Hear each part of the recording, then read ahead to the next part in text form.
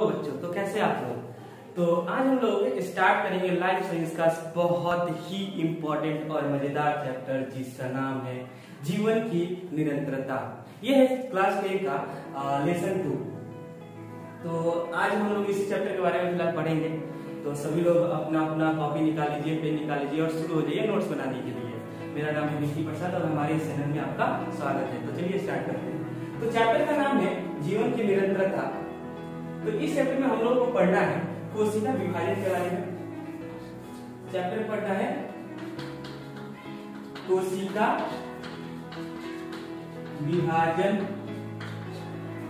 अब कोशिका विभाजन के बारे में पढ़ेंगे तो हम लोगों को कोशिका का ज्ञान एकदम अच्छे से होना चाहिए कि कोशिका क्या है, कैसे किस किस टाइप की कोशिका होती है, कोशिका के क्या क्या भाग होते हैं, इन सब के बारे में अच्छे से हम लोगों को जानकारी रहना चाहिए। कोशिका चैप्टर तो क्लास 9 में भी हम लोग पढ़े हैं।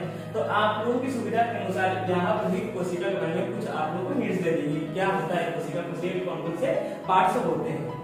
ठीक, इसके बाद हम लोगों को पढ़ना है रिप्रोडक्शन। ठीक,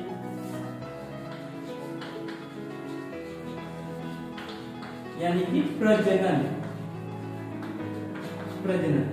रिप्रोडक्शन पढ़ना है यानी कि प्रजनन। और हमारे इस वेस्ट बंगाल के सिलेबस में रिप्रोडक्शन केवल प्लांट्स के बारे में ही पढ़ना है, जंतुओं के बारे में नहीं पढ़ना है। आई बात समझ में। तो ये हम लोगों का टॉपिक रहेगा। तो आज हम लोग शुरुआत करते हैं कोशिका के बारे में। ठीक, तो पेन और कॉपी निकाल लीजिए और नोट्स बनाना शुरू कर दीजिए।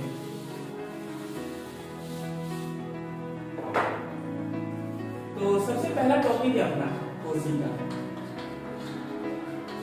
कोशिका क्या है? तो क्या है कोशिका? तो सिंपल भाषा में कोशिका के बारे में बताएं तो जिस तरह से वाल को बनाने के लिए हम लोगों को क्या चाहिए, वाल को बनाने के लिए हम लोग को ईंट चाहिए, सीमेंट चाहिए, बाली चाहिए, ये सब चाहिए एक वाल को बनाने के लिए। तो इस वाल का सबसे छोटा चीज क्या है? एक एक ईंट है। तो इस वाल की इकाई क्या हुई? ईंट। उसी तरह से हमारा ह्यूमन बॉडी बनाने के लिए, मतलब हमारा ह्यूमन बॉडी जो बनता है सबसे छोटा इकाई होता है वो ह्यूमन बॉडी का, वो क्या है? कोशिका है। कोशिका से ही हमारे शरीर की रचना हुई है। तो कोशिका क्या है? कोशिका हमारे शरीर की रचनात्मक इकाई है। कोशिका क्या है? कोशिका हमारे शरीर की रचनात्मक इकाई है, अर्थात कोशिका से ही हमारे शरीर की रचना हुई है। कोशिका क्या है? कोशिका शरीर की रचनात्मक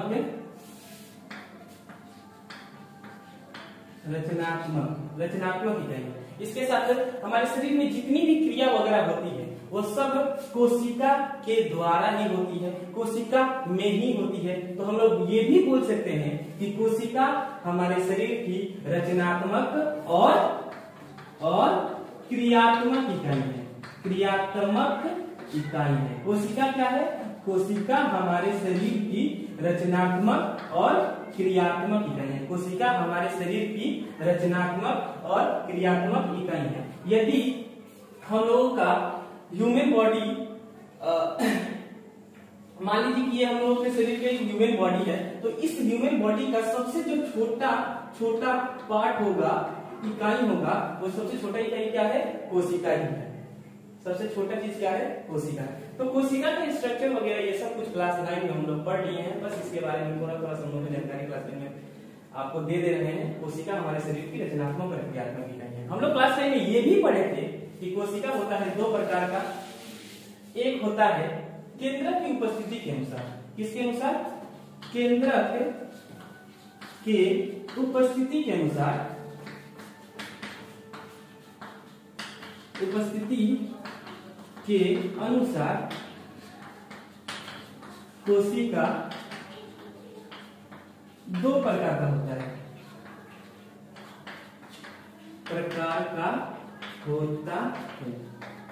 ठीक है, केंद्रक की उपस्थिति के अनुसार कोशिका दो प्रकार का होता है। एक होता है प्रोकैरियोटिक कोशिका, एक होता है कब्जी वाला प्रो नहीं, प्रोकैरियोटिक कोशिका और दूसरा होता है यूकैरियोटिक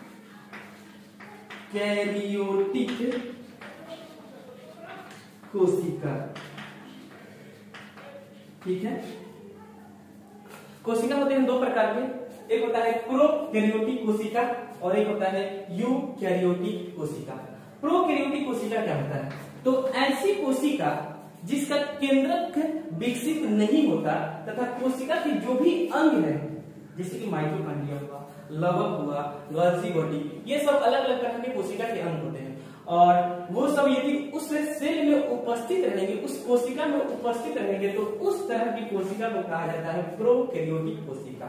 आई बात समझिए, प्रोकैरियोटिक कोशिका किसे कहते हैं? प्रोकैरियोटिक कोशिका यानी कि ऐसी कोशिका जिसका केंद्रक विकसित नहीं होता। आपको तो पता ही होगा कि कोशिका के अंदर पाया जाता है केंद्रक। कोशिका के अंदर क्या पाया जाता है? यदि ये हमारा कोशिका होगा, यदि ये हम लोगों का कोशिका है, तो इसके अंदर एक गोलनुमा रचना पाया जाता है जिसको केंद्रक कहते हैं। ये यदि हम लोगों का कोशिका है, ह्यूमन बॉडी का एक कोशिका है, तो इस कोशिका के अंदर एक गोलनुमा रचना पाया जाता है जिसे क्या कहते हैं? केंद्रक कहते हैं। तो जिस कोशिका का ये केंद्रक विकसित नहीं होता तथा कोशिका का कोशिकांग यानी कि कोशिका के अंग अनुपस्थित रहते हैं, उस तरह की कोशिका को कहा जाता है प्रोकैरियोटिक कोशिका। और यूकैरियोटिक कोशिका यानी कि यू माने कि जिस कोशिका का केंद्रक विकसित होता है तथा जिसका कोशिकांग उपस्थित रहता है, उस तरह की कोशिका को कहा जाता है यूकैरियोटिक कोशिका। ठीक है, प्रोकैरियोटिक कोशिका में केंद्रक विकसित नहीं होगा और कोशिकांग अनुपस्थित रहेंगे और यूकैरियोटिक कोशिका में कोशिका विकसित होगा और कोशिका का कोशिकांग उपस्थित रहेंगे। आई बात समझ में? अगर हम प्रोकैरियोटिक कोशिका का उदाहरण देंगे, एग्जांपल देंगे, तो प्रोकैरियोटिक कोशिका का एग्जांपल है अमीबा, इसके साथ है पैरामीशियम, फिर है यूग्लिना,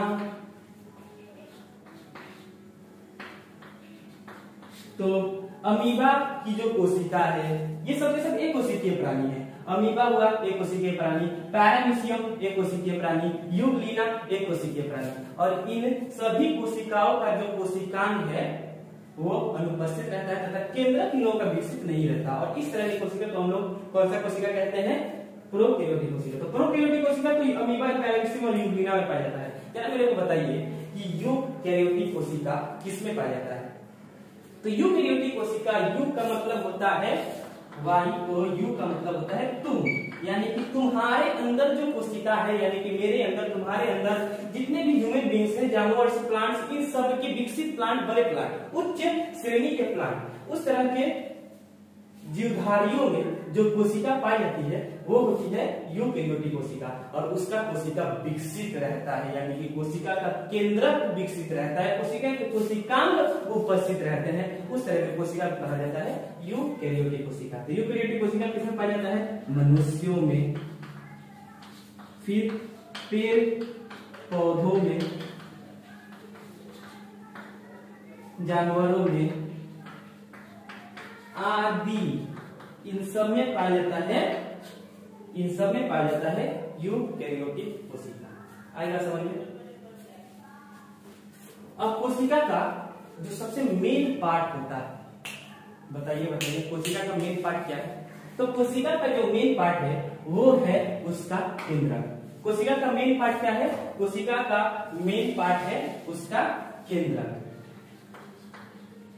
केंद्रक कोशिका का बहुत ही इंपॉर्टेंट पार्ट है, जो क्या करता है? कोशिका के जितने भी अंग हैं उन सभी अंगों को कंट्रोल करता है। कोशिका का जो मेन पार्ट है वो क्या है? केंद्रक। और केंद्रक क्या करता है? कोशिका के जितने भी अंग हैं उन सभी अंगों को कंट्रोल करता है। इसीलिए केंद्रक को कोशिका का मस्तिष्क कहते हैं, ब्रेन ऑफ सेल। कौन है? केंद्रक है। केंद्रक को कोशिका का क्या कहते हैं? मस्तिष्क। कोशिका के अंदर एक गोलनुमा रचना पाया जाता है। कोशिका के अंदर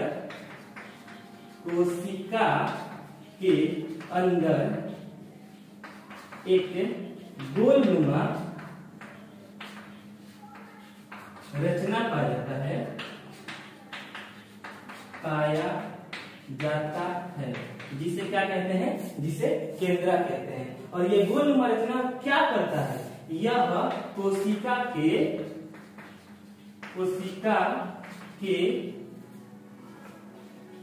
अंगों का नियंत्रण करता है, इसीलिए केंद्रक को कोशिका का मस्तिष्क कहते हैं। केंद्रक को क्या कहते हैं, कोशिका का मस्तिष्क कहते हैं। मस्तिष्क कहते हैं। तो कोशिका का मस्तिष्क क्या है, केंद्रक। क्यों? क्योंकि यह कोशिका के सारे अंगों को नियंत्रण करता है। अपने को हाथ उठाना है नहीं उठाना है, ये सब भी डिसाइड कौन करेगा, हमारा मस्तिष्क। उसी तरह से कोशिका के अंग को क्या करना है क्या नहीं करना है, ये सब डिसाइड कौन करेगा, केंद्रक। तो केंद्रक क्या करता है, कोशिका के अंगों को नियंत्रित करता है, इसलिए कोई केंद्रक क्या है, कोशिका का मस्तिष्क है।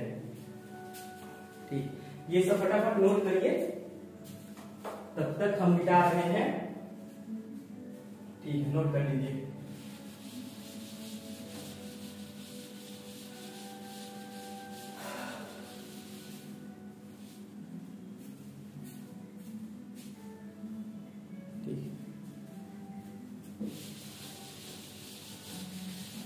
तो केंद्रक तक हम लोग पढ़ लिए।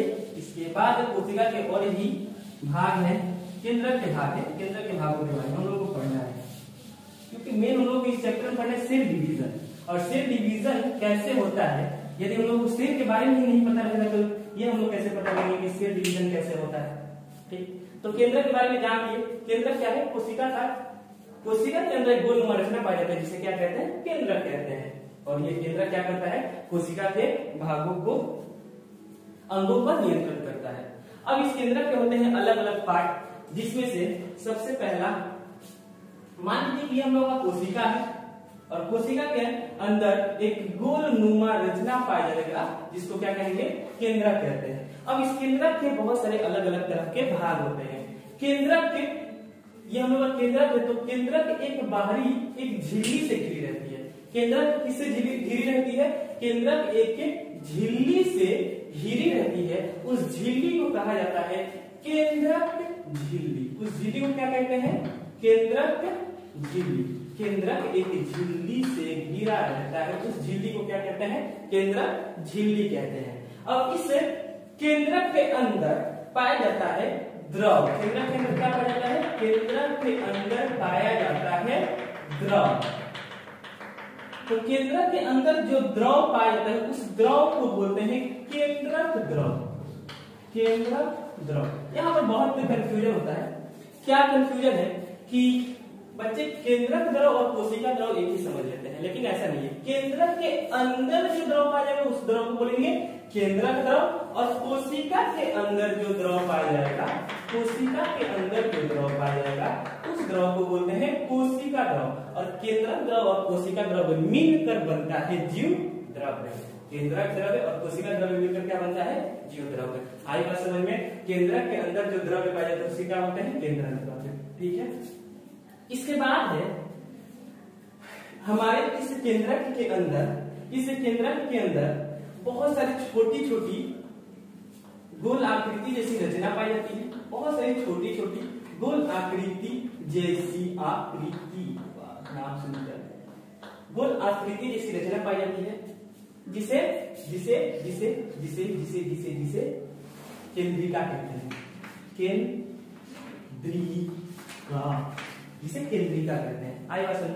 फिर इसी हमारे केंद्रक के अंदर कुछ जालनुमा रचना पाया जाता है।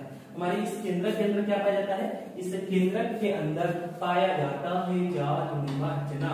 इस जालनुमे रचना को कहा जाता है केंद्रक जाल। जालनुमा रचना को क्या कहते हैं, केंद्रक जाल। ठीक ठीक ठीक बात। इस जालनुमा रचना को क्या कहते हैं, केंद्रक जाल। आई बात समझ में।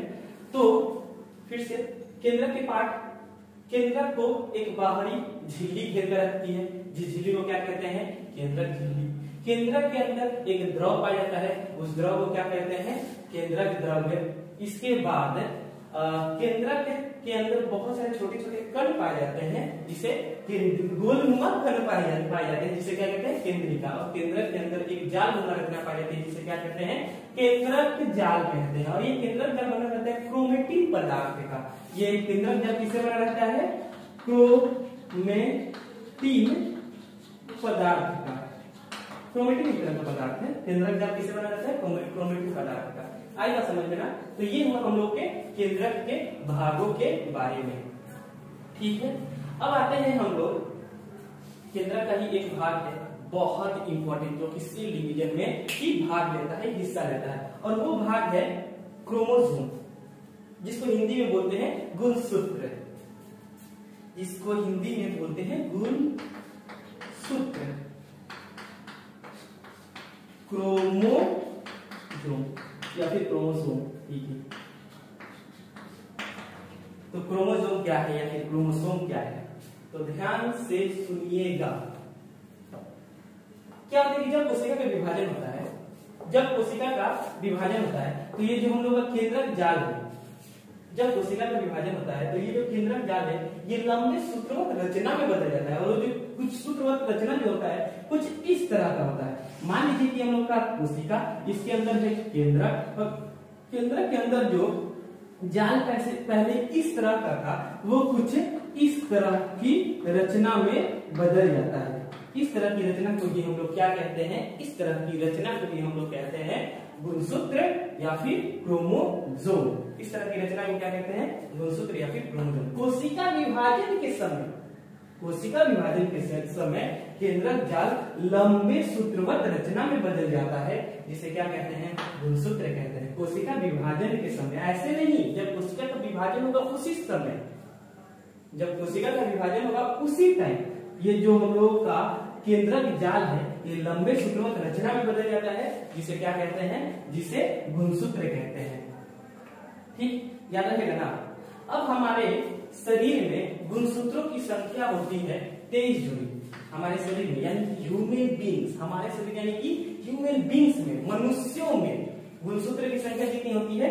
मनुष्य में गुणसूत्र की संख्या होती है 23 जोड़ी। याद रहेगा, मनुष्य में गुणसूत्र की संख्या जो देही कोशिका होती है, ठीक है, उसमें गुणसूत्र की संख्या कितनी होती है? 23 जोड़ी। याद रहेगा, गुणसूत्र की संख्या कितनी होती है? 23 जोड़ी। ठीक, अब इस 23 जोड़ी गुणसूत्र में जो 22 जोड़ी गुणसूत्र होता है, 23 जोड़ी गुणसूत्र में जो 22 जोड़ी गुणसूत्र होता है, इस 22 जोड़ी गुणसूत्र को कहते हैं ऑटोसोम। क्या कहते हैं? ऑटोसोम। 22 जोड़ी गुणसूत्र को क्या कहते हैं? ऑटोसोम। 22 जोड़ी गुणसूत्र को क्या कहते हैं? ऑटोसोम। और बच्चा जो एक जोड़ी गुणसूत्र है, जो बच्चा एक जोड़ी गुणसूत्र, एक ही जोड़ी गुणसूत्र बचेगा ना, 23 जोड़ी टोटल गुणसूत्र रहता है, जिसमें से 22 जोड़ी गुणसूत्र को ऑटोसोम बोलते हैं और एक जोड़ी गुणसूत्र को बोलते हैं लिंग गुणसूत्र, लिंग गुणसूत्र या फिर सेक्स क्रोमोसोम। ये होता है ऑटोसोम और ये होता है सेक्स क्रोमोसोम। ठीक है, गुणसूत्र। तो ये ऑटोसोम क्या करता है? मनुष्य के दैहिक लक्षणों को निर्धारित करता है। ऑटोसोम क्या करता है? ऑटोसोम मनुष्य के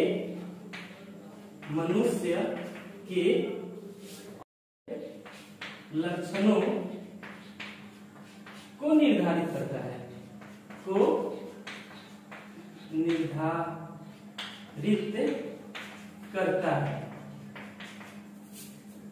करता है।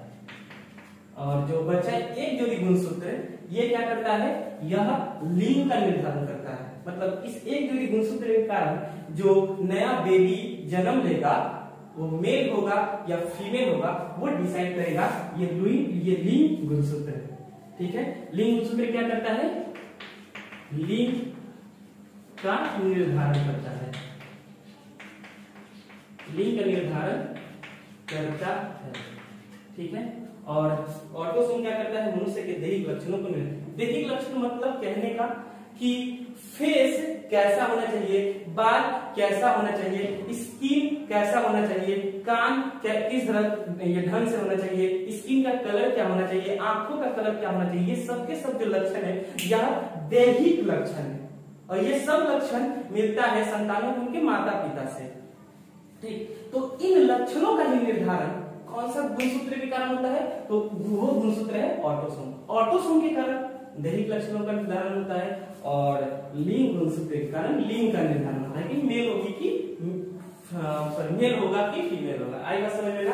तो ऑटोसोम किसे कहते हैं, वे क्रोमोसोम जो मनुष्य के दैहिक लक्षणों का निर्धारण करते हैं उन्हें ऑटोसोम कहते हैं। और लिंग गुणसूत्र किसे कहते हैं, वह क्रोमोसोम जो लिंग का निर्धारण करते हैं उसे लिंग गुणसूत्र कहते हैं। आई बात समझ में। तो ये हुआ हम लोग गुणसूत्र के बारे में। इसके बाद ये गुणसूत्र का जो निर्माण होता है वो किस चीज से होता है, गुणसूत्र का निर्माण होता है गुणसूत्र, जिसको तो इंग्लिश में हम लोग क्रोमोसोम भी कहते हैं। तो गुणसूत्र का जो निर्माण होता है वो होता है डीएनए और हिस्टोप्रोटीन से। और किससे होता है, हिस्टोप्रोटीन से। गुणसूत्र का निर्माण होता है डीएनए से और हिस्टोप्रोटीन से। गुणसूत्र की खोज, इसकी खोज किसने किया था, स्ट्रासबर्गर ने।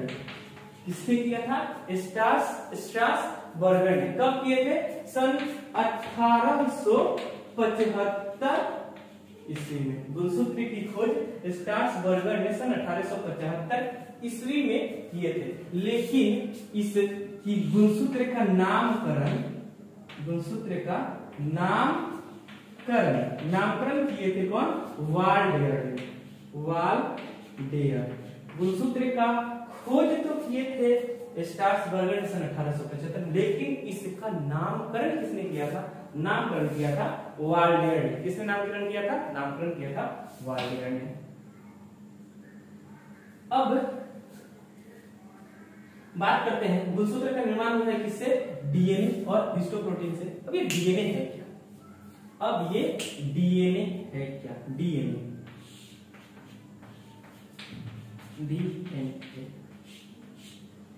हाँ, तो जो अनुवांशिक पदार्थ वगैरह रहता है वो इसी के अंदर रहता है। जो अनुवांशिक पदार्थ रहता है वो किसके अंदर रहता है, इसी के अंदर रहता है।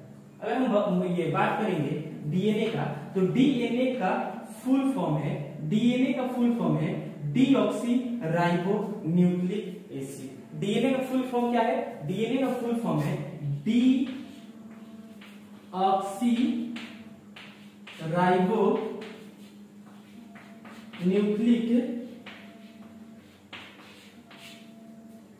एसिड। डीएनए का फुल फॉर्म है डीऑक्सीराइबोन्यूक्लिक एसिड।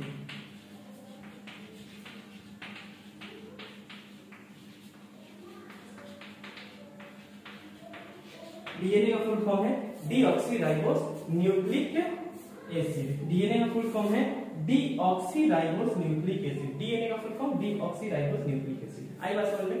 और ये डीएनए जो ही है इसी के अंदर क्या रहते हैं, अनुवांशिक, इसी के अंदर अनुवांशिक लक्षण होते हैं। डीएनए के अंदर क्या रहता है, अनुवांशिक लक्षण। अनुवांशिक लक्षण मतलब वे लक्षण जो माता या फिर पिता से उनके संतानों में रहता है, उस तरह के लक्षण को अनुवांशिक लक्षण कहते हैं। और वो अनुवांशिक लक्षण किसमें रहता है, वो अनुवांशिक लक्षण रहता है इस डीएनए के अंदर ही। आई बात समझ में ना। डीएनए के अंदर रहता है अनुवांशिक लक्षण। ठीक है, तो डीएनए के अंदर क्या रहता है, अनुवांशिक लक्षण। ठीक है, और डीएनए क्या है, यह एक अम्ल है। डीएनए क्या है, यह एक नाभिकीय अम्ल है। क्या है, नाभिकीय अम्ल। नाभिकीय अम्ल मतलब नाभिक मतलब केंद्र के अंदर पाए जाने वाला अम्ल है, कौन, डीएनए है। और ये डीएनए किसके ऊपर पाया जाता है, ये डीएनए पाया जाता है क्रोमोसोम के ऊपर। किसके ऊपर पाया जाता है? क्रोमोसोम के ऊपर डीएनए पाया जाता है। पाया जाता है कैसे पाया जाता है? क्रोमोसोम के ऊपर। तो अगर हम बात करेंगे कि मान लीजिए कि ये मैन मतलब हम ह्यूमन बीइंग, तो मैन का जो निर्माण होता है वो सेल से होता है। मैन का निर्माण किससे होता है? सेल से होता है। और इस सेल के अंदर रहता है क्या? इस सेल के अंदर रहता है केंद्रक। सेल के अंदर क्या रहता है? सेल के अंदर रहता है केंद्रक। केंद्रक भरा हो गया सेल से, लेकिन ऐसा नहीं, सेल भरा होता है उसके बाद उसके अंदर क्या रहता है? केंद्रक। अब इस केंद्रक के अंदर पाया जाता है क्रोमोसोम। केंद्रक के अंदर क्या पाया जाता है? केंद्रक के अंदर पाया जाता है क्रोमोसोम। ठीक, तो इस क्रोमोसोम का एकदम इस छोटे से पार्ट को अगर हम लोग देखेंगे, इस छोटे से पार्ट, ठीक है, अगर इस छोटे से पार्ट को 10x से देखेंगे तो यह कुछ इस तरह से दिखेगा। इस छोटे से पार्ट को अगर अपने 10x से जूम कर देखेंगे तो यह कुछ इस तरह से दिखेगा। आएगा समझ में? इस छोटे से पार्ट को अगर हम लोग जूम कर देखेंगे तो यह कुछ इस तरह से दिखेगा। तो देखिए ये हम लोग का है डीएनए। ये हम लोग का क्या है? डीएनए। और ये डीएनए किसके ऊपर पाया जाता है? ये डीएनए पाया जाता है केंद्रक के ऊपर। डीएनए किसके ऊपर पाया जाता है? डीएनए पाया जाता है केंद्रक। तो डीएनए का जो निर्माण हुआ है वो 2 सूत्रों से हुआ है। डीएनए का निर्माण किससे हुआ है? डीएनए के निर्माण में 2 सूत्र भाग लेते हैं। डीएनए का निर्माण 2 सूत्रों से हुआ है। आई बात समझ में ना? डीएनए में कितने सूत्र होते हैं? डीएनए में 2 सूत्र होते हैं, एक ये वाला और एक ये वाला। ये 2 सूत्र होते हैं। अब इस डीएनए का जो रचना हुआ है वो किस किस चीज से हुआ है वो आपको बताएंगे। तब तक आप लोग फटाफट इसको नोट कर लीजिए अपने कॉपी में। ठीक, तो मिटा रहे हैं। हाँ, ये चांद सा मौसम चेहरा पहलू का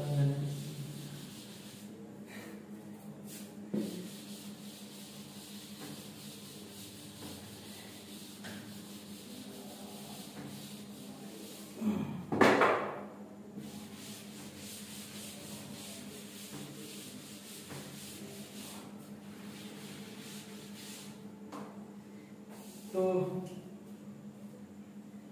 ये हम लोगों का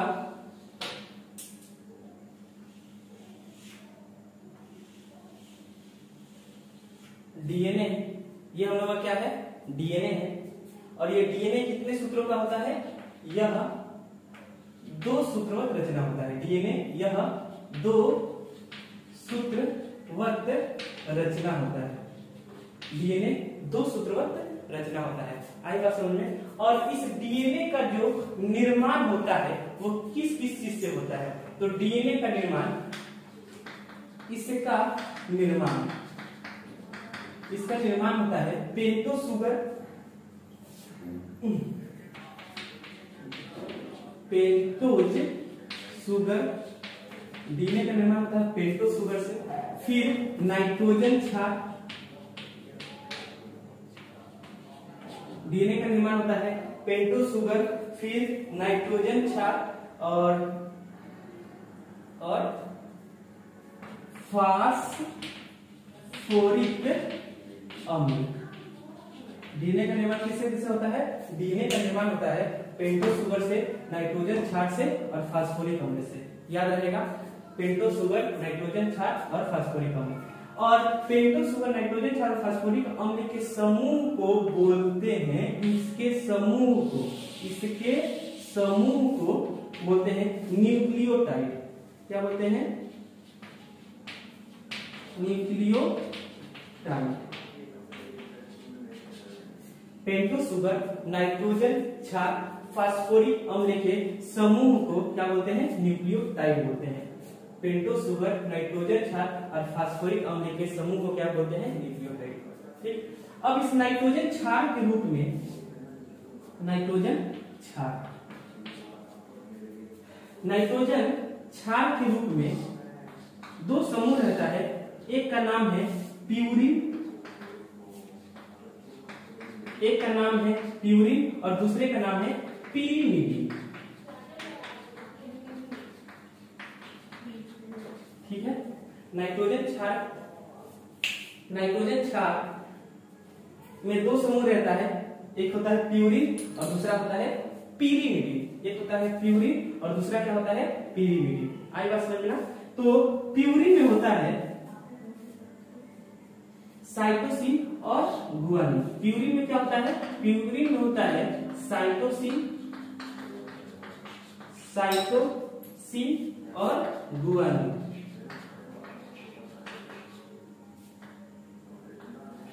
प्यूरिन में होता है साइटोसिन और गुआनिन, ठीक। और पीरीमिडीन में होता है, तो यहाँ साइटोसिन नहीं एडिनिन। प्यूरिन में क्या रहता है, एडिनिन। प्यूरिन में रहता है एडिनिन और गुआनिन, और पीरीमिडीन में रहता है साइटोसिन और थाइमिन। पीरीमिडीन में क्या रहता है, पीरीमिडीन में रहता है साइटोसिन और थाइमिन।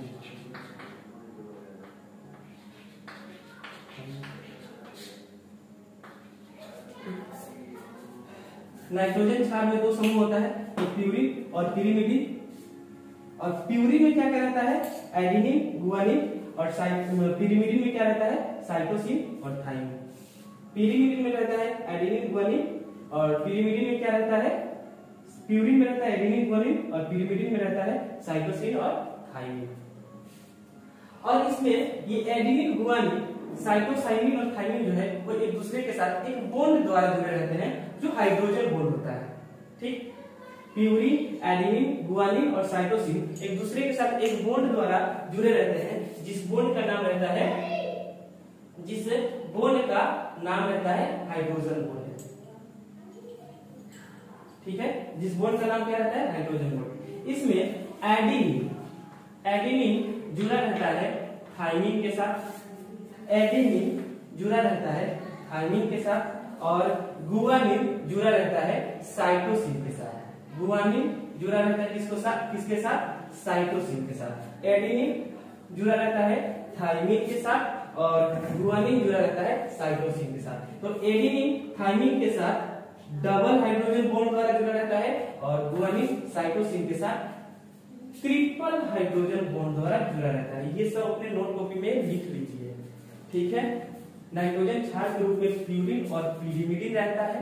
प्यूरिन में कौन कौन से रहते हैं, एडिनिन गुआनिन, और पीरीमिडीन में क्या रहता है, साइटोसिन और थाइमिन, ठीक है।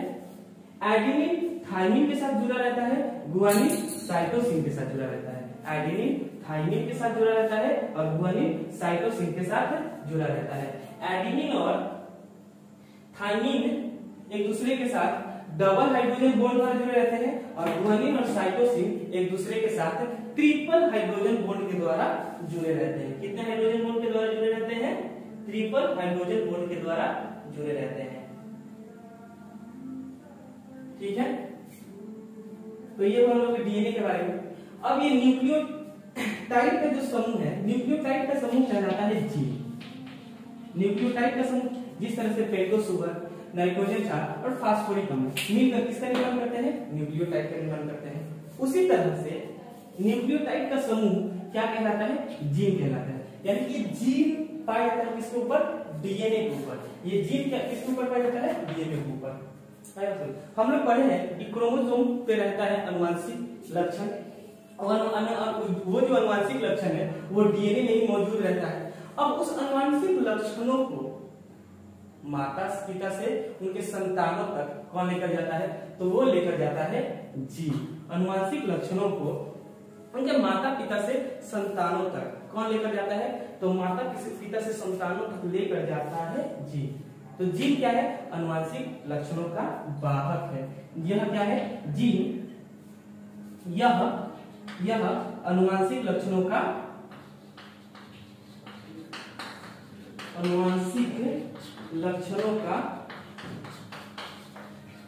वाहक है।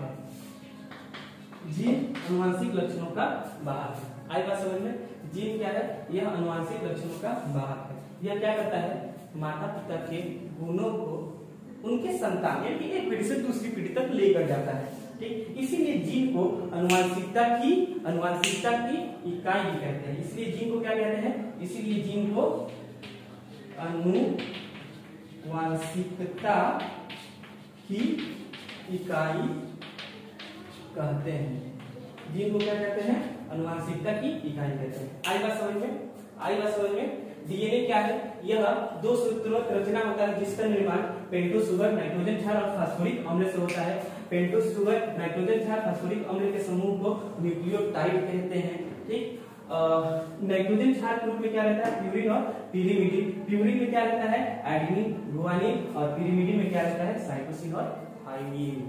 ठीक, जो कि एडेनिन जुड़ा रहता है थाइमिन के साथ और गुआनिन जुड़ा रहता है साइटोसिन के साथ। एडेनिन और थाइमिन के बीच में डबल हाइड्रोजन बॉन्ड और गुआनिन और साइटोसिन के बीच में ट्रिपल हाइड्रोजन बॉन्ड होता है। ठीक है, अब इस डीएनए मॉडल का प्रतिपादन कि डबल हाइड्रोजन बॉन्ड होता है कि ट्रिपल हाइड्रोजन बॉन्ड होता है, किसने इस डीएनए मॉडल का जो प्रतिपादन वो किसने किया था? तो वो किए थे वाटसन और क्रिक ने। डीएनए मॉडल का प्रतिपादन किसने किया था? तो डीएनए मॉडल का प्रतिपादन किया था वाटसन और क्रिक ने सन 1853 ईस्वी में। डीएनए मॉडल का प्रतिपादन डीएनए मॉडल का प्रतिपादन कहने का मतलब डीएनए जो है कुछ इस ढंग से दिखता है, जिसमें एडेनिन थाइमिन होता है, गुआनिन और साइटोसिन होता है। एडेनिन थाइमिन के साथ जुड़ा रहता है, गुआनिन साइटोसिन के साथ जुड़ा रहता है हाइड्रोजन बॉन्ड के द्वारा। किसमें 2 हाइड्रोजन बॉन्ड होता है, किसमें 3 हाइड्रोजन बॉन्ड होता है। ये सब बातों को किसने बताया था? इन सब बातों को बताए थे वाटसन। सब बातों को किसने बताया था? सब बातों को बताया था वाटसन और क्रिक ने। वाटसन और क्रिक ने बताया था। कब बताया था? सन 1853 ईस्वी में। वाटसन और क्रिक ने कब बताए थे? सन 1853 ईस्वी में। आई बात समझ में? डीएनए मॉडल का प्रतिपादन किसने किया था? वाटसन और क्रिक ने। कब किया था? सन 1853 ईस्वी में। तो ये वो हम लोग के डीएनए के बारे में। जीन पता चल गया कि जीन क्या है। न्यूक्लियोटाइड का समूह ही क्या करता है? जीन कहलाता है। जीन क्या करता है? अनुवांशिक लक्षणों को एक पीढ़ी से दूसरी पीढ़ी तक लेकर जाता है, इसलिए जीन को अनुवांशिकता की इकाई भी कहते हैं। आएगा समझ में? ठीक है, तो ये हुआ हम लोगों का डीएनए और क्रोमोसोम के बारे में। फटाफट इसको नोट करिए, तब तक इसको हम इरेज कर रहे हैं।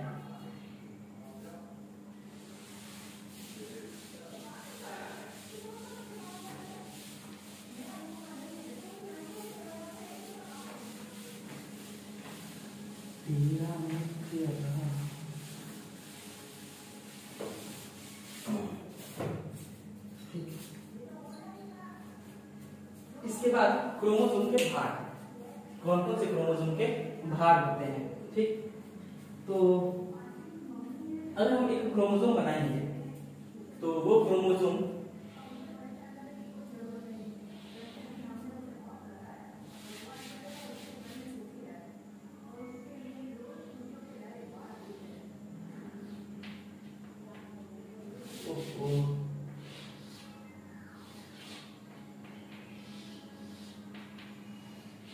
ये हम लोग का क्रोमोसोम है। ये हम लोग का क्या है?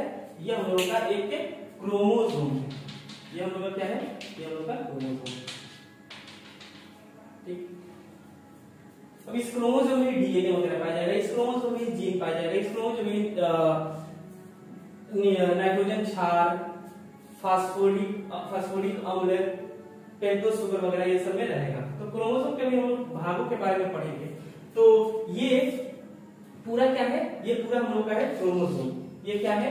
क्रोमोसोम। ठीक, तो क्रोमोसोम स्वयं 2 सूत्रवत रचना से बना होता है। क्रोमोसोम स्वयं 2 सूत्रवत रचना से बना होता है। प्रत्येक सूत्र को कहते हैं क्रोमेटिड।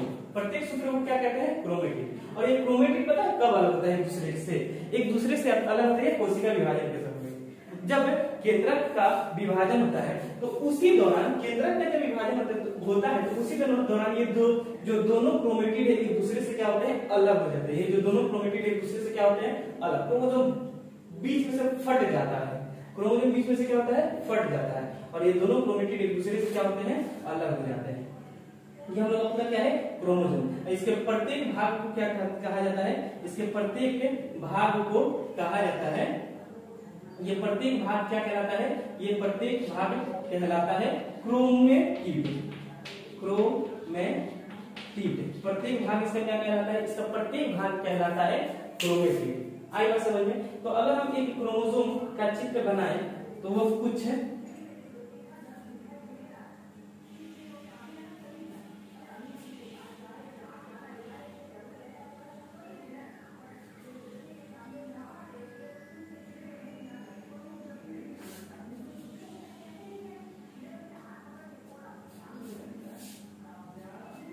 ये हम लोगों का क्रोमोसोम। तो क्रोमोसोम एक पतली झिल्ली से घिरी रहती है, क्रोमोसोम एक पतली झिल्ली से घिरी रहती है। उस पतली झिल्ली को कहा जाता है पेलिकल। उस पतली झिल्ली को क्या कहते हैं, उस पतली झिल्ली को कहते हैं पेलिकल। क्रोमोसोम एक पतली झिल्ली से घिरी रहती है, उस पतली झिल्ली को कहा जाता है पेलिकल। याद रहेगा, याद रहेगा। इस पेलिकल के अंदर द्रव पाया जाता है, इस पेलिकल के अंदर द्रव पाया जाता है, ठीक है। इस पेलिकल के अंदर क्या पाया जाता है, द्रव पाया जाता है। उस द्रव को बोलते हैं मैट्रिक्स। द्रव को क्या बोलते हैं, मैट्रिक्स। पेलिकल के अंदर पाया जाता है द्रव, उस द्रव को क्या बोलते हैं, उस द्रव को बोलते हैं, एक हम क्रोमेटिड यहां से उठाकर यहां पर रख दिए तो ये क्रोमेटिड क्रोमोसोम एक झिल्ली से घिरा रहता है जिसको क्या बोलते हैं, पेलिकल कहते हैं। और इस पेलिकल के अंदर एक द्रव पाया जाता है जिसको क्या कहते हैं, मैट्रिक्स कहते हैं। और ये जो हम लोग का क्रोमेटिड है यह स्वयं दो सूत्र, जिस तरह से क्रोमोसोम दो सूत्रों से मिलकर बना होता है, डीएनए दो सूत्रों से मिलकर बना होता है, उसी तरह से प्रत्येक क्रोमेटिड स्वयं दो सूत्रों से मिलकर बना होता है। प्रत्येक क्रोमेटिड स्वयं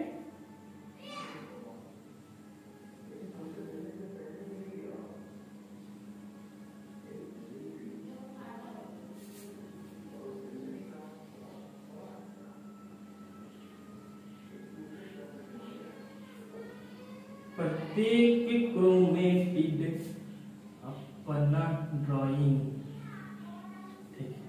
प्रत्येक क्रोमेटिड स्वयं दो सूत्रों से मिलकर बना होता है। इन सूत्रों को कहा जाता है, इन सूत्रों को क्रोमोनीमा कहते हैं। इन सूत्रों को क्या कहते हैं, इन सूत्रों को कहते हैं क्रोमोनीमा। इन सूत्रों को कहा जाता है क्रोमोनीमा। इन सूत्रों को क्या कहा जाता है, क्रोमोनीमा, ठीक है। क्रोमेटिड स्वयं दो सूत्रों से मिलकर बना होता है। इस सूत्र को क्या कहते हैं, क्रोमोनीमा कहते हैं। इन सूत्रों को क्या कहते हैं, क्रोमोनीमा कहते हैं, ठीक। अब देखिए, दो क्रोमेटिड आपस में जिस स्थान पर जुड़े रहते हैं और दो क्रोमेटिड आपस में जिस स्थान पर जुड़ता है तो वहां पर एक बार संकुचन होता है। उस संकुचन को हम लोग प्रथम संकुचन कहते हैं। यानी कि ये जो है क्या है, प्रथम संकुचन। प्रथम संकुचन, ये क्या है, प्रथम संकुचन। और इस प्रथम संकुचन के कारण ही, प्रथम संकुचन पर ही दो क्रोमेटिड, एक ये क्रोमेटिड और एक ये क्रोमेटिड एक दूसरे से यहाँ पर जुड़ा हुआ है। प्रथम संकुचन के दो क्रोमेटिड एक दूसरे से यहाँ पर जुड़ा है। तो दो क्रोमेटिड आपस में जिस स्थान पर जुड़े रहते हैं उस स्थान को कहा जाता है, दो क्रोमेटिड आपस में जिस स्थान पर जुड़ा रहता है उस स्थान को कहा जाता है सेंट्रोमियर। दो क्रोमेटिड आपस में जिस स्थान पर जुड़ा रहता है उस स्थान को क्या कहते हैं, सेंट्रोमियर। दो क्रोमेटिड आपस में जिस स्थान पर जुड़ा रहता है उस स्थान को क्या कहते हैं, सेंट्रोमियर। तो प्रथम संकुचन के दौरान दो क्रोमेटिड आपस में एक स्थान पर जुड़े रहते हैं उसको क्या कहेंगे, सेंट्रोमियर। क्रोमेटिड में फिर से दोबारा एक बार संकुचन होता है। क्रोमेटिड में एक बार तो यहाँ पर प्रथम संकुचन हो गया, एक बार दोबारा एक और संकुचन होता है और उस संकुचन को हम लोग द्वितीयक संकुचन कहते हैं। उस संकुचन को क्या कहते हैं, द्वितीयक संकुचन कहते हैं। उस संकुचन को क्या कहते हैं, द्वितीयक संकुचन। और द्वितीयक संकुचन के कारण क्रोमोसोम के एक सिरे पर, द्वितीयक संकुचन के कारण क्रोमोसोम के एक सिरे पर गोलनुमा रचना बन जाता है। क्रोमोसोम के एक सिरे पर गोलाकृति एक रचना बन जाता है, जिस गोलाकृति रचना को कहा जाता है सेटेलाइट। इस गोलाकृति रचना को क्या कहते हैं, सेटेलाइट।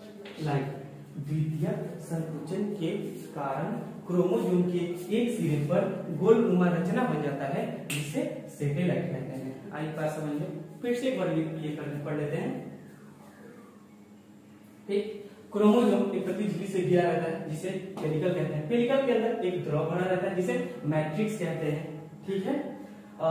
प्रत्येक क्रोमेटिड स्वयं दो सूत्रों से मिलकर बना होता है जिसे क्रोमोनीमा कहते हैं। दो क्रोमेटिड आपस में जिस स्थान पर जुड़ा रहता है उस स्थान को सेंट्रोमियर कहते हैं। और द्वितीयक संकुचन के दौरान क्रोमोसोम के एक सिरे पर एक गोलनुमा आकृति जैसी रचना बन जाती है जिसे सैटेलाइट कहते हैं। जिसे क्या कहते हैं भाई?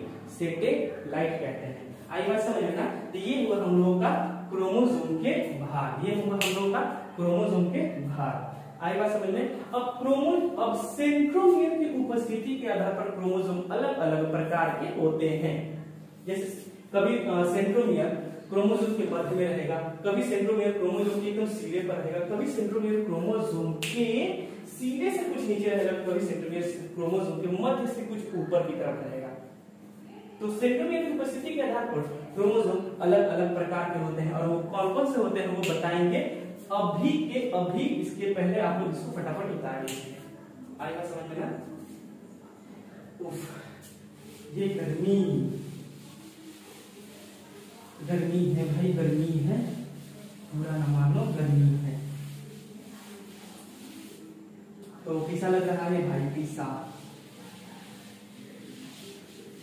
ठीक है। तो हम लोग पढ़ रहे थे सेंट्रोमियर की उपस्थिति के आधार पर क्रोमोसोम के प्रकार। सेंट्रोमियर की उपस्थिति के आधार पर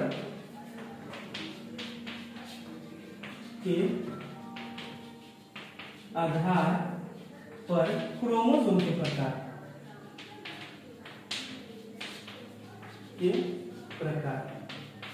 तो सेंट्रोमियर की उपस्थिति के आधार पर क्रोमोसोम 4 प्रकार के होते हैं। सेंट्रोमियर की उपस्थिति के आधार पर क्रोमोसोम कितने प्रकार के होते हैं? 4 प्रकार के होते हैं। और वो पता है कि 4 प्रकार के कौन कौन से होते हैं? अरे भाई हम है ना बताने के लिए, चिंता क्या है। तो क्रोमोसोम की उपस्थिति के आधार पर सेंट्रोमियर की उपस्थिति के आधार पर क्रोमोसोम होते हैं 4 प्रकार के। वो 4 प्रकार के क्रोमोसोम है। सबसे पहला क्रोमोसोम है टीलोसेंट्रिक क्रोमोसोम। सबसे पहला क्रोमोसोम कौन सा है? टीलोसेंट्रिक। सबसे पहला क्रोमोसोम है telocentric chromosome. Centric chromosome. Telocentric chromosome में क्या होता है? तो टीलोसेंट्रिक क्रोमोसोम में जो हम लोग का सेंट्रोमियर है वो क्रोमोसोम के एकदम एक सिरे पर रहता है। टीलोसेंट्रिक क्रोमोसोम में क्या होता है? सेंट्रोमियर क्रोमोसोम के एक सिरे पर उपस्थित रहता है। जैसे मान लीजिए ये हम लोग का क्रोमोसोम है,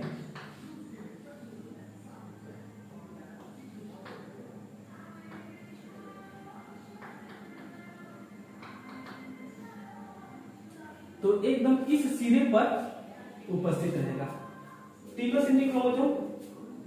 यदि सेंट्रोमियर क्रोमोसोम के एक सिरे पर उपस्थित रहेगा तो उस तरह के क्रोमोसोम को क्या, कौन सा क्रोमोसोम कहते हैं? तो टीलो। टील मतलब एकदम टील पर, एकदम लास्ट की तरफ सिरे पर उपस्थित रहेगा उस तरह के क्रोमोसोम को कौन सा क्रोमोसोम कहते हैं? Telocentric chromosome. और सिरे पर उपस्थित रहने के कारण इसका जो आकार है वो अंग्रेजी अक्षर आई के समान, क्षर के समान होता है। टीलोसेंट्रिक क्रोमोसोम का आकार कैसा होता है? क्षर के समान होता है। टीलोसेंट्रिक क्रोमोसोम के बाद होता है एक्रोसेंट्रिक क्रोमोसोम। टीलोसेंट्रिक क्रोमोसोम के बाद कौन सा क्रोमोसोम होता है? टीलोसेंट्रिक क्रोमोसोम के बाद होता है एक्रोसेंट्रिक क्रोमोसोम। Acrocentric chromosome. अभी एक्रोसेंट्रिक क्रोमोसोम क्या है? तो एक्रोसेंट्रिक क्रोमोसोम में जो हम लोग का सेंट्रोमियर है वो ऊपर से घसक कर कुछ नीचे की तरफ आ जाता है, ऊपर से घसक कर कुछ नीचे की तरफ आ जाता है, ठीक है। टीलोसेंट्रिक क्रोमोसोम में एक्रोसेंट्रिक क्रोमोसोम में जो सेंट्रोमियर है वो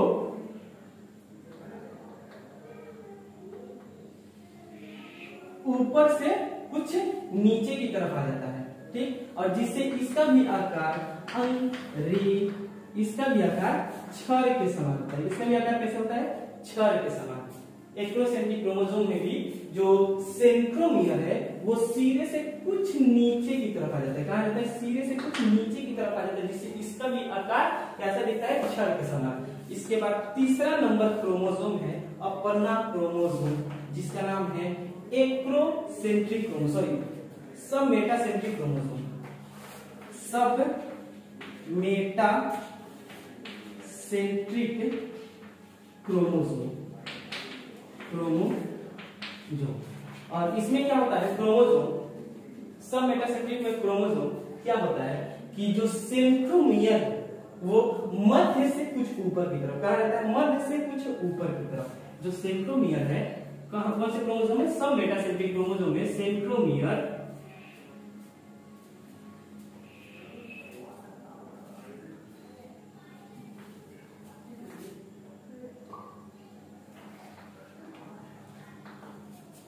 सेंट्रोमियर मध्य से कुछ ऊपर की तरफ रहता है।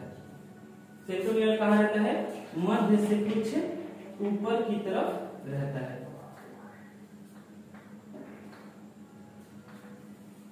और मध्य से कुछ ऊपर की तरफ रहने के कारण इसका जो आकार है वो अंग्रेजी अक्षर जे के समान होता है, अंग्रेजी अक्षर जे के समान होता है।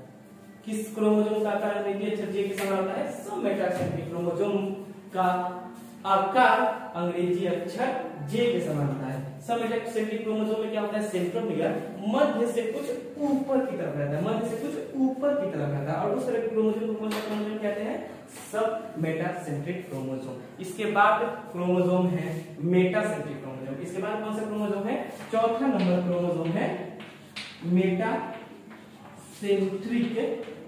Chromosome, chromosome. अब बताइए कि इसमें सेंट्रोमियर कहां उपस्थित रहेगा, कहां रहेगा उपस्थित, तो इसमें सेंट्रोमियर बिल्कुल एकदम मध्य में उपस्थित रहेगा। इसमें सेंट्रोमियर कहां उपस्थित रहेगा, तो इसमें सेंट्रोमियर एकदम मध्य में उपस्थित रहेगा। इसमें सेंट्रोमियर कहां उपस्थित रहेगा, इसमें सेंट्रोमियर एकदम मध्य में उपस्थित, और मध्य में उपस्थित रहने के कारण इस क्रोमोसोम का जो आकार है वो कैसे हो जाता है, भी के समान होता है। इस क्रोमोसोम का आकार कैसा हो जाता है, अंग्रेजी अक्षर भी के समान हो जाता है।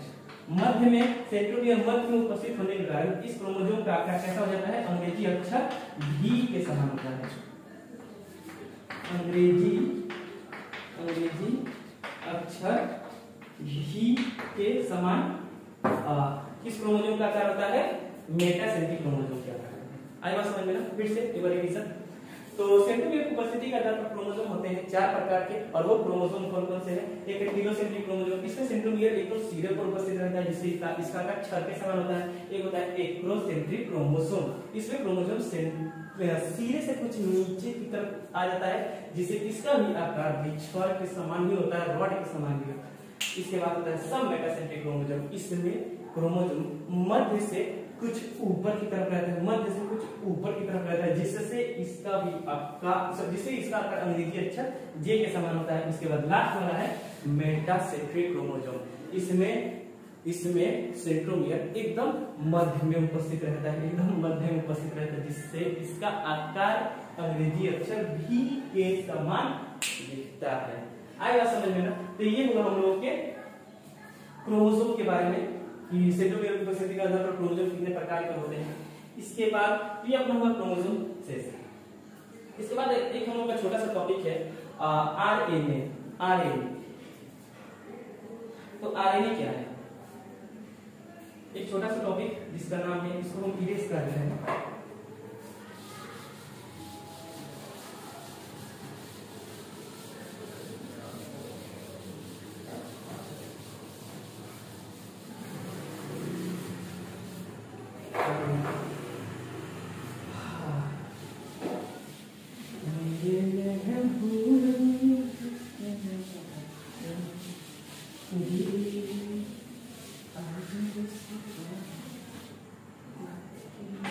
इसके बाद है हम लोग एक छोटा सा टॉपिक जिसका नाम है आरएनए। आरएनए का फुल फॉर्म होता है राइबोन्यूक्लिक एसिड। आरएनए का फुल फॉर्म क्या होता है, इसका फुल फॉर्म होता है राइबोन्यूक्लिक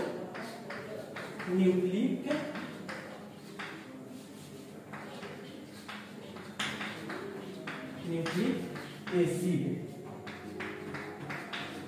आरएनए का फुल फॉर्म क्या होता है, राइबोस न्यूक्लिक एसिड। आरएनए का फुल फॉर्म क्या होता है, राइबोस न्यूक्लिक एसिड। आई बात समझ में ना, ठीक है। जिस तरह से हम लोग का डीएनए 2 सूत्रों से मिलकर बना होता है, उसी तरह से हम लोग का आरएनए में केवल मात्र एक ही सूत्र होता है। आरएनए में केवल मात्र एक ही सूत्र होता है, ठीक। आरएनए में केवल मात्र एक ही सूत्र होता है और इसमें भी नाइट्रोजन बेस रहता है, इसमें भी नाइट्रोजन बेस रहता है। जिस तरह से हम लोग का जो डीएनए है, डीएनए में कितने सूत्र रहते हैं?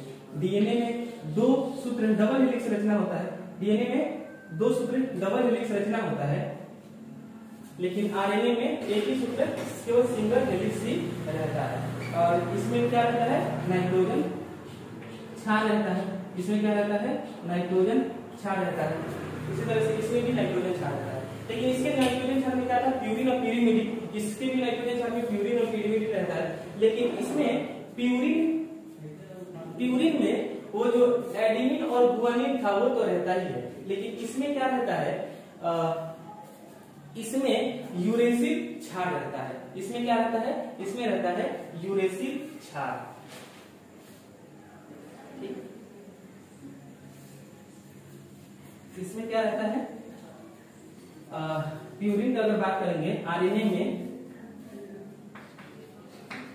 प्यूरिन का अगर हम लोग बात करेंगे तो इसमें गुआनिन, एडेनिन और गुआनिन रहता है, एडेनिन और गुआनिन रहता है। और पिरिमिडिन का अगर हम लोग बात करेंगे,